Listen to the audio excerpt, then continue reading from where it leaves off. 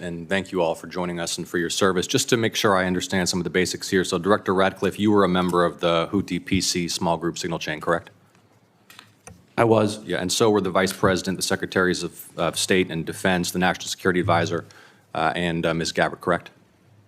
I believe so. I don't have a list of who was invited to be on. And so was national political reporter Jeffrey Goldberg, correct? I don't know that. Yes, you do. I don't know Jeffrey Goldberg, and I've already testified. I don't know whether or how he was added. Okay, well, he was a member of the signal chain, and the discussion included the Vice President's private opinion on the wisdom of proposed U.S. strikes in Yemen, correct? I don't recall.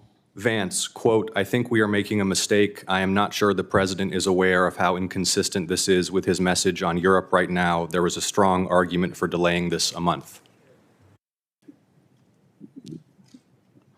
You don't recall? I don't. As you don't recall seeing that? Read that. I don't.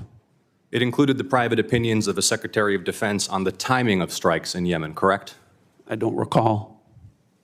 Director Ratcliffe, surely you prepared for this hearing today. You were part of a group of principals, senior echelons of the U.S. government, in now a widely publicized breach of sensitive information. You don't recall whether the Vice President opined on the wisdom of the strikes? That's your testimony today under oath? In that setting, I don't recall. Here's what Secretary Hegseth said, quote, "Waiting a few weeks or months does not fundamentally change the calculus. Two immediate risks on waiting. One, this leaks and we look indecisive. Two, Israel takes an action first or Gaza ceasefire falls apart and we don't get to start this on our own terms." Your testimony is you don't recall the Secretary of Defense sending that message or reading it? I recall there being an exchange. I don't recall the specifics as you're reading it. Well, let's put it this way, Director Ratcliffe, a discussion by senior U.S. officials on the timing and risks of a proposed military campaign and disagreements between the President and the Vice President about U.S. plans and intentions would be of obvious interest to foreign intelligence services, would it not? Yes. And they were discussing the timing of sending U.S. air crews into enemy airspace where they faced an air defense threat, correct? I'm going to, Senator, defer to the other principles that you're referring to about what the meaning and the context of what they were on. They're talking about the timing of U.S. airstrikes, correct? Yes. Yes, and therefore the timing of sending U.S. air crews into hostile airspace, correct? Yes. And therefore the time period during which enemy air defenses could target U.S. air crews flying in enemy airspace, correct? I don't know that. You do know that.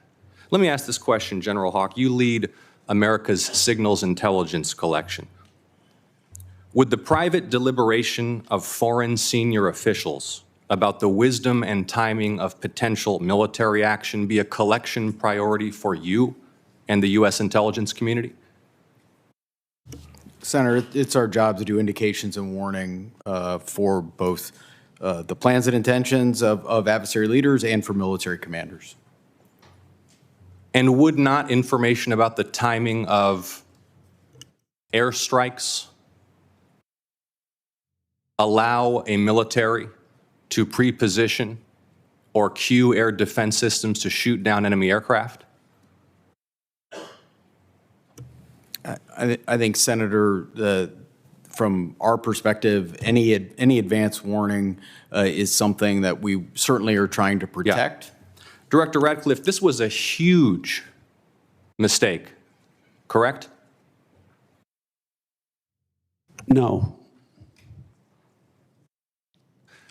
A national political... Hold on. No, you Let me hold answer. on. No, Director The Ratcliffe, reason I asked you a yes or no. no question, and now you'll hold on.